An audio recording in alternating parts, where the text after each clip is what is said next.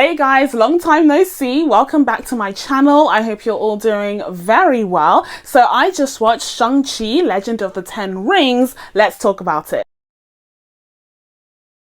So before we even get started in my review, I do have a few disclaimers to start off with. First of all, I would like to apologize in advance for any names that I mispronounce throughout this review. There are a few Chinese names in here that I'm not as familiar with, so if I do mispronounce any, I am sincerely sorry. I will try my best to do so properly, but again, I'm not really familiar with the language, so I'm gonna try. I'm gonna try my best, but I just apologize in advance. And secondly, this is going to be a spoiler review, so if you haven't gotten a chance to see Shang-Chi yet, by the way, you definitely should. Before we even delve into my review, you should definitely go watch Shang-Chi. Like, what do you want me to say? Okay, it's excellent, but we'll get into that. So yeah, this is going to be a spoiler review. We're going to be diving into my thoughts on everything that happened in this film, but if you haven't gotten a chance to see it yet, then maybe hold off on watching this review. And the third thing isn't even a disclaimer. It's not even, you know, anything that you haven't heard before, but that is to subscribe.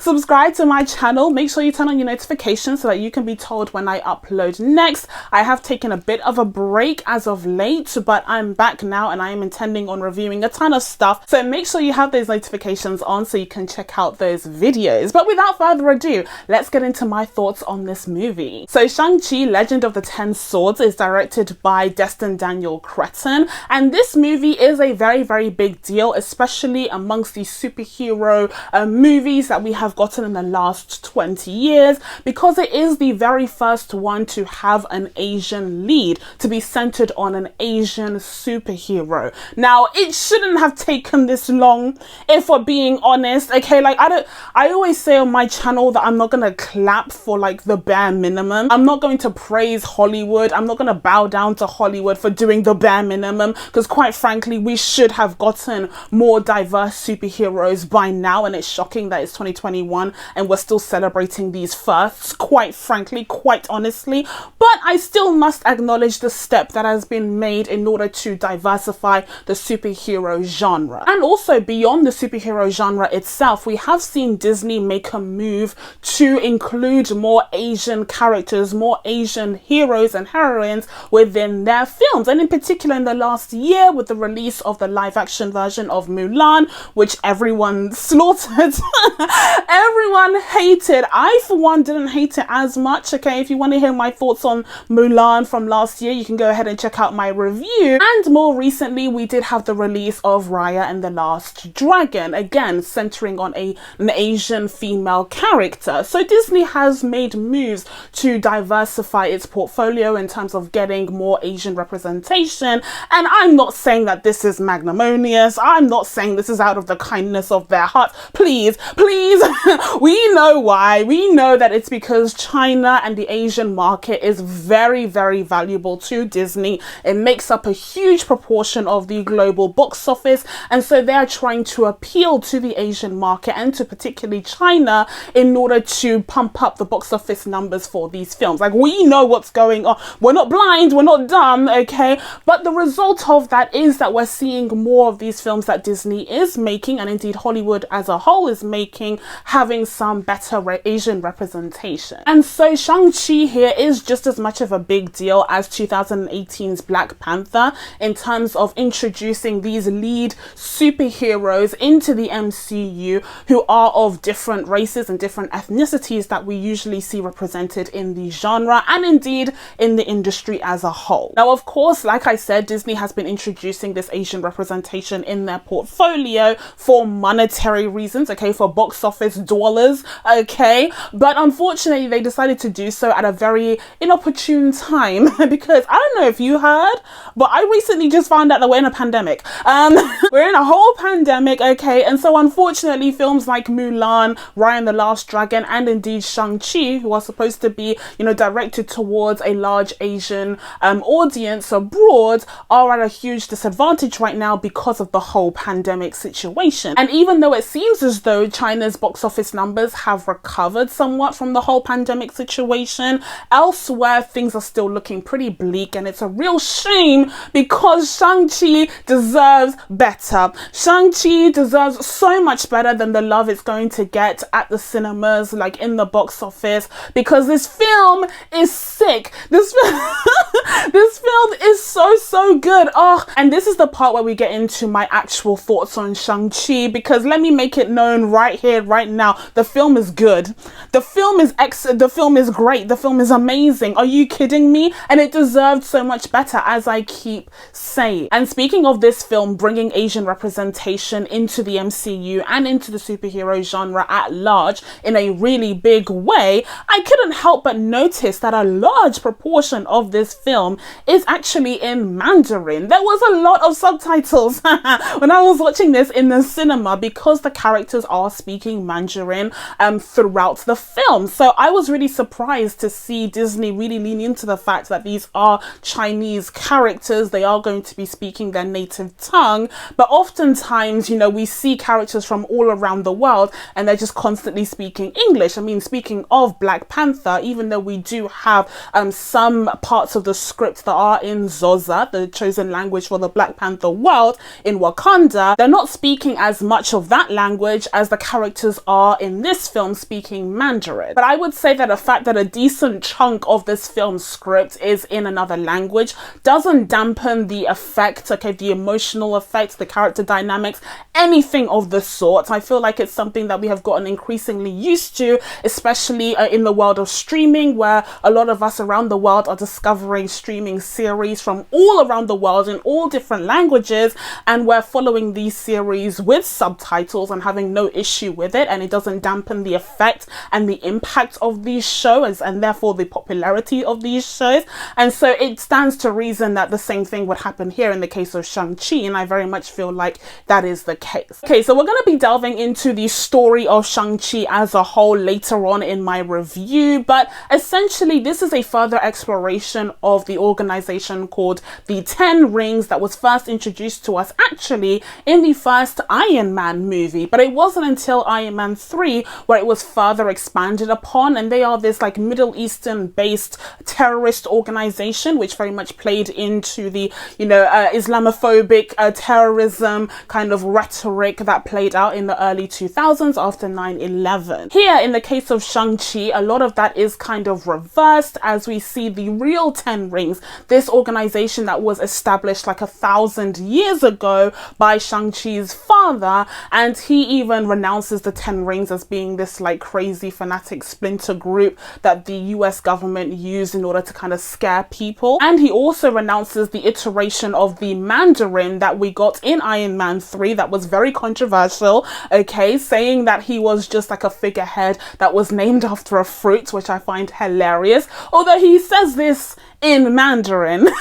So I also find it funny that like Mandarin is a fruit, but it's also a language, so like it also has multiple meanings. But I do actually approve of this retconning of the Ten Rings. I like the fact that it no longer leans into, like I said, the kind of Islamophobic archetypes that we used to see in the early 2000s in terms of Middle Eastern representation of these terrorist groups, and we kind of moved away from that and instead established a Chinese organization, a Chinese terrorist organization.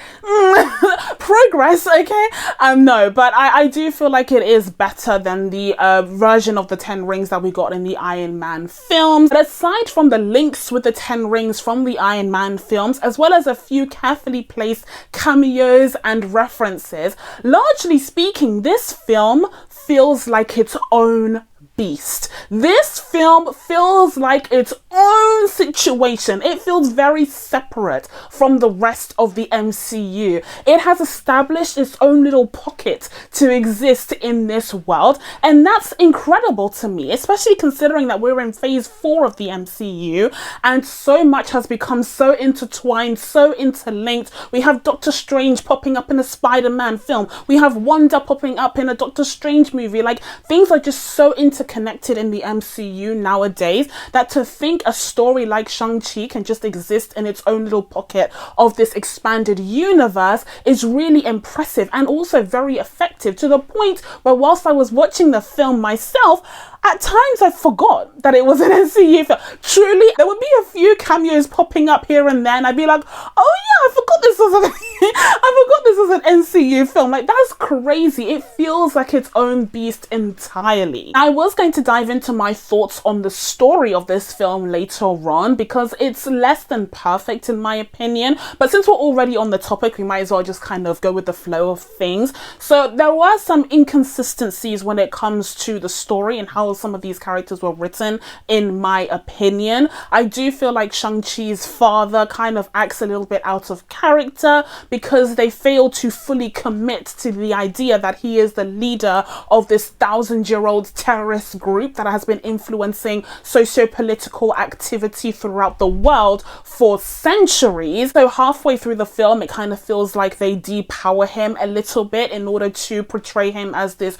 grieving widower who just misses his wife and will do whatever it takes in order to get her back, including opening up a portal to like hell, opening up a whole portal to hell in this like different dimension that has like soul-sucking creatures because he's hearing her voice and he's just so thoroughly convinced that she is the one sending him those messages from beyond the grave that he will do whatever it takes to break this gate down, not realizing that he is being manipulated to do what these soul suckers want him to do in order to allow them to be free. So whilst I understand the fact that he is grieving the loss of his wife, this was a woman that he describes as the love of his life, and considering he's like 1,000 years old, that means something. And it's crazy to see him kind of, you know, relaxing with his family, playing games with his family in the modern day after it is established that he was this incredible warlord back in the day. And I feel like, again, the relationship between him and his wife was established really well, especially in the beginning of the film where we saw that action sequence between them. We'll talk about the action sequences. We'll talk about them in a second. But anyway, unfortunately, I do feel like halfway through we kind of lose a lot of that character for the sake of changing the way that he's portrayed to make him look a bit more sympathetic. But going back to what I said about this film really standing on its own, I was so surprised to see how much it really did lean into the magic, the mysticism, the mythology surrounding the 10 rings, surrounding these dragons, just all of these creatures, these magical creatures and places and ideas from Chinese myth, as well as clearly paying homage to a lot of Chinese, I think wuxia is how you pronounce it. Again, I'm so sorry if I'm mispronouncing it, but it's this kind of genre of filmmaking in China that's very much reminiscent of what we see here, with the mysticism, with the fighting, the action sequences choreographed in a way that we see here very fluidly, very beautifully and artistically. I feel like, again, it just stands out from anything that we've seen in the MCU so far in the best way possible, and I was just surprised to see how much it really leaned into those Chinese roots. Now, speaking of the action sequences, I can't go in a minute further without mentioning just how incredible they are. They did what needed to be done. What? Are you kidding me? First of all, let me just organize my thoughts because this review is all over the place. Okay, I'm buzzing over here. Firstly, a couple of weeks ago, there was this story surrounding Iron Fist and saying how Finn Jones didn't train as much as he needed to. He didn't show up to practice the choreography, the fight choreography for that series. And that's just one of many reasons why Iron Fist kind of sucked. Let's be real, that series had a ton of issues, okay? But one of them was just how terrible some of the action sequences were, and also just how obviously they tried to obscure the fact that a lot of the action sequences were being performed by stunt people as opposed to the actual actor himself. All of that is to say that there is no such issue here. There is no such issue here because Simu Liu, again, I'm so sorry if I'm mispronouncing his name, but he did the homework. He did the homework, he did the extra reading, he signed up for AP classes, he did what needed to be done. He was incredible. Are you kidding me? His physicality was amazing. The actors sold the action so well, and it was clearly so important to the director to have incredible action sequences for a character who is described as this kung fu master within the MCU. And he's more than just a kung fu master, to be fair, but that is a huge part of his unique selling point as a superhero in the MCU, and you can tell that they took that so seriously.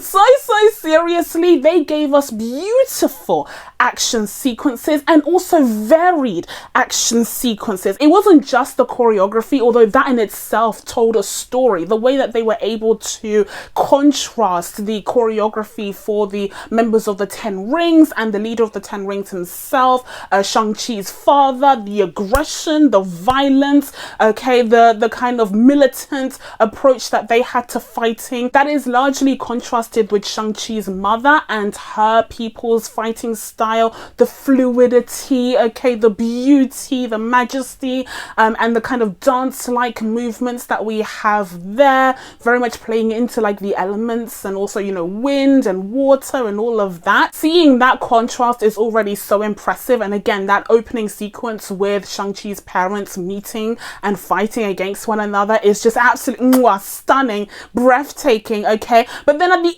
end, you see Shang-Chi take in elements from both fighting styles, combining them to create something wholly unique, wholly his, as Michelle Yeoh told him to. And again, that is just as effective and just as creative and unique for this character. Another thing that I also wanted to mention about the action sequences isn't just the choreography itself, but also the different kind of settings, the different kinds of environments that they created for these sequences to take place. I mean, we do have a fair share of just, you know, hand-to-hand combat, especially at the end when Shang-Chi is fighting against his father. But then you also have these action sequences taking place on the bus, for instance. And also, I will say about the bus sequence, when I saw it in the trailer, it looked so dull. It looked so run-of-the-mill. It was giving me strong Captain Marvel vibes, and I wasn't too pleased about it. Like, I wasn't particularly excited for this film as a whole, actually, when it came to what I saw in the trailers.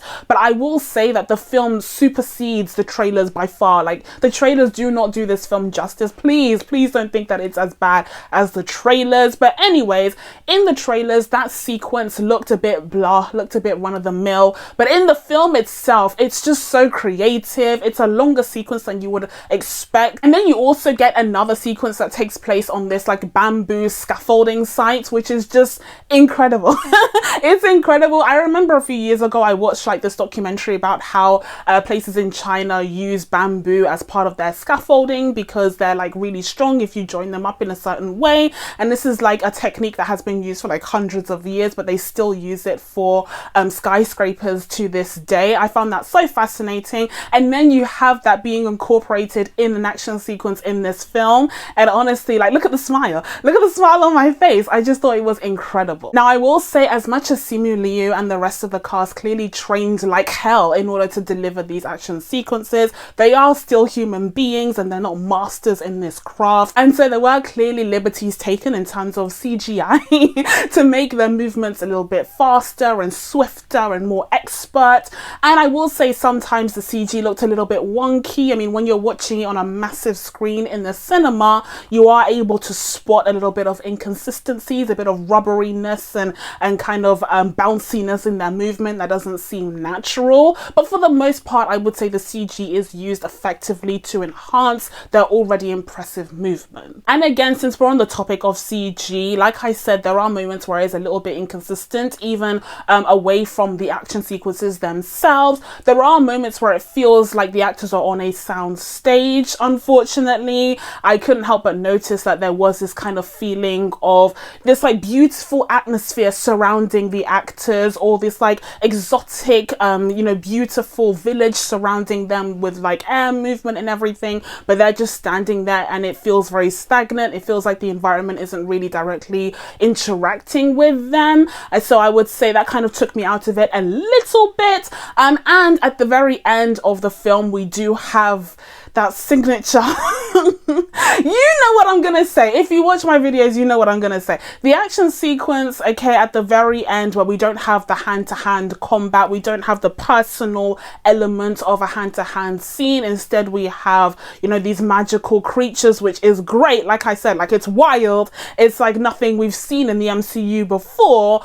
But at the same time, you see the kind of grey cast. You see the you see when things become desaturated and like the typical third act of a superhero film. I wish we could move away from that just a little bit. I know they do that to establish an atmosphere for the action sequence to take place, and like I get that, but I just feel like it looks so ugly. And especially when you contrast that against some of the scenes in this film that are truly stunning and like clearly inspired by, you know, Chinese cinema and films like Crouching Tiger, Hidden Dragon. When you contrast those scenes next to, you know, the one that we get at the very end with the dragons and the greyness and the desaturation, it looks a bit ugly.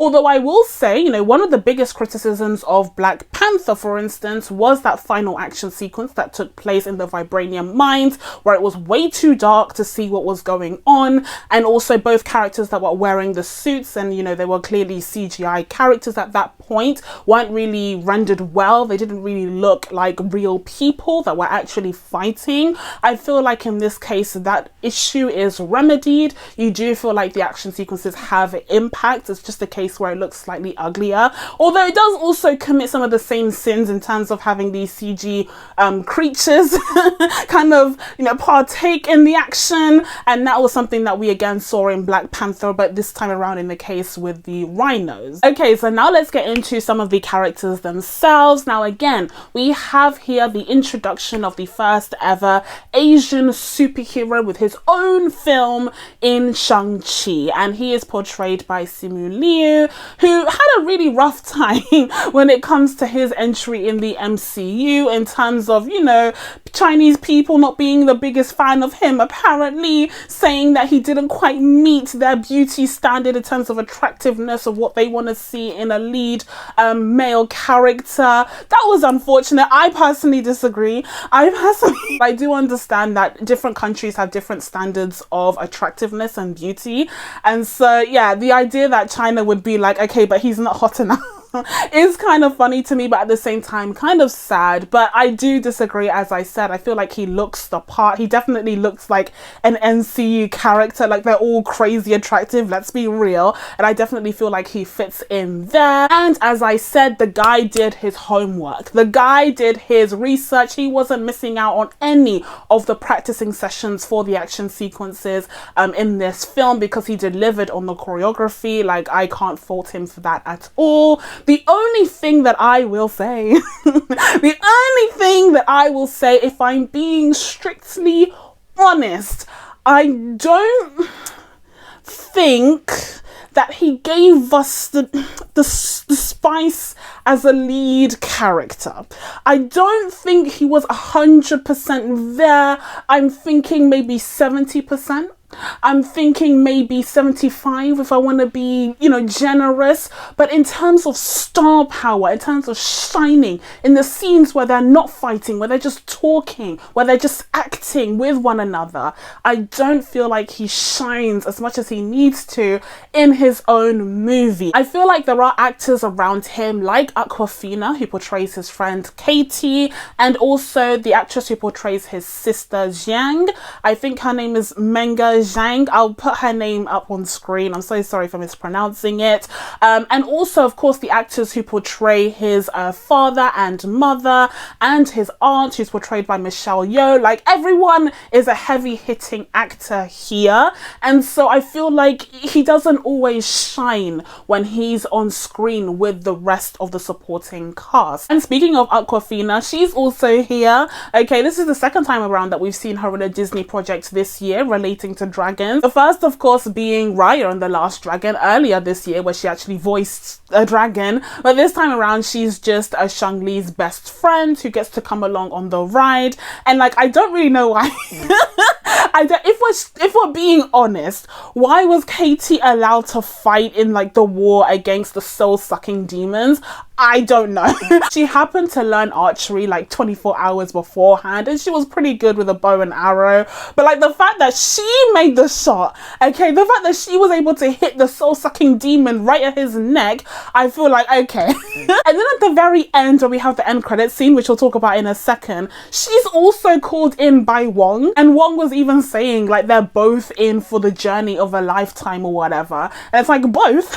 But I did really enjoy Awkwafina's portrayal of the character. Like I said, she was a little bit of a scene stealer, and whilst acting alongside Simu Liu, who, as I mentioned, didn't have the same kind of charisma, didn't have the same shine to him all the time, especially in the scenes where they weren't fighting. She is, of course, a bit of a comedic relief in the film, but I feel like she kind of dials it down. Long gone are the days where Awkwafina is leaning into some cultural appropriation. Okay, like she did in Crazy Rich Asians, using a bit of African-American vernacular English in order to be the funny one in the film. I think those days are behind her, and she's showing her funny side, her comedic chops, without the kind of culturally appropriative exaggeration. And I'm also a really big fan of Menga Zhang. Again, I'm not quite sure how to pronounce that name. I apologize if I grossly mispronounced it, but she plays the character of Xia Ling, who is Shang-Chi's sister. I thought she was a badass. Like, what can I say? I thought she was a badass. Like, please, you have eyes. You saw how badass she was. And at the end there, we do see her not dismantling the 10 rings, okay, as Shang-Chi thought, but rather re-establishing the 10 rings under new management. And this time around, they're a little bit more inclusive. And I also really enjoyed Tony Leung's portrayal of the Mandarin. Again, I feel like the way that the character was written was a little bit inconsistent. They kind of neutered him a little bit halfway through the film, but that's not to take anything away from Tony Leung's portrayal of the character. Again, he sold the action sequences expertly, perfectly. Like, wow, he was such a cool father character. Okay, he might be one of the coolest dads in the whole of the MCU, because as evil as he is, and like blah blah blah, he's evil, fine, but he's also kind of cool. Like, he was wearing these blazers and his sleeves are rolled up. Like, it was a look, apart from the sandals. The sandals are the sandals weren't a look, okay, but the rest of his style, his aura, I felt like he was intimidating. He was this boss man that you can really take seriously. Pretty much the polar opposite to the character who pretended to be him in Iron Man 3, Trevor Slattery, who, yes, does make a reappearance in this film as well. When I saw Ben Kingsley's face,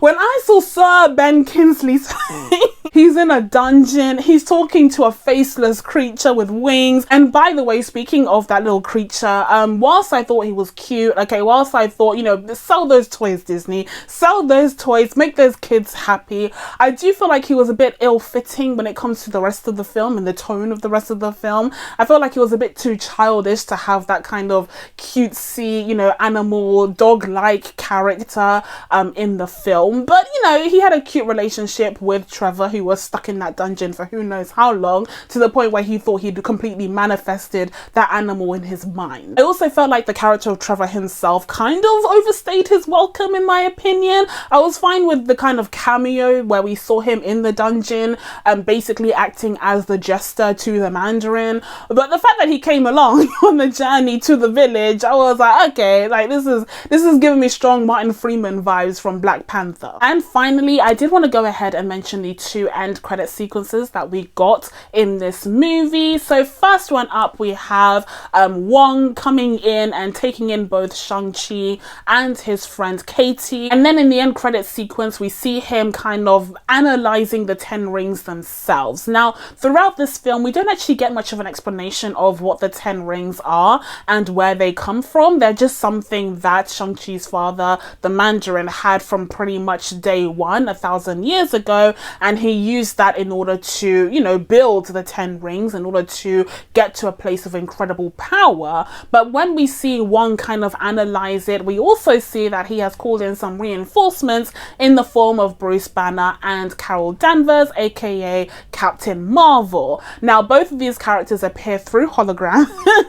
Okay, they make a hologram call, okay, and also both characters look like different. Like, I don't know what you guys thought of the appearances of both Bruce Banner and Carol Danvers, but I felt like maybe hair and makeup couldn't make it. Like, I'm not saying that they look bad. I'm just saying they don't look their best, especially when it came to Captain Marvel's hair. I feel like the hairstyle was a little bit, a bit weird, a bit messy, okay, in comparison to her look at the end of Avengers Endgame. But of course, that's not, you know, the be all and end all of a character. She's more than just her appearance. But I did notice that both of the characters were looking a bit post-COVID, post-pandemic, if you will. But it's only with the end credits scene where Wong actually asks where these 10 rings come from in the first place. And, you know, now that Shang-Chi can master them, you know, what does that mean? What kind of powers is he actually connecting to? And it seems as though the answer may be something cosmic or something, you know, otherworldly. Perhaps it's related to the Eternals. But overall, I would say that Shang-Chi was just so much better than I expected it to be. It was so much better than it had any right being. I feel like the director did such justice for this character. I can't compare his portrayal in this film to how he's depicted in the comics because I don't read the comics, but I will say that I am looking forward to seeing this character be a part of the MCU and also seeing this kind of pocket, this new pocket of the MCU that the character and his story introduces. And so with all of that being said, I'm going to be giving Shang-Chi and the Legend of the Ten Rings an 8.5 out of 10. So that's it from me. Now that I told you guys my thoughts on Shang-Chi, Legend of the Ten Rings, it's time for you guys to let me know what you thought of this film down in the comments below. Please be sure to subscribe to catch new videos coming up. Thank you guys so much for watching. I really appreciate it, and I will see you in the next one. Bye!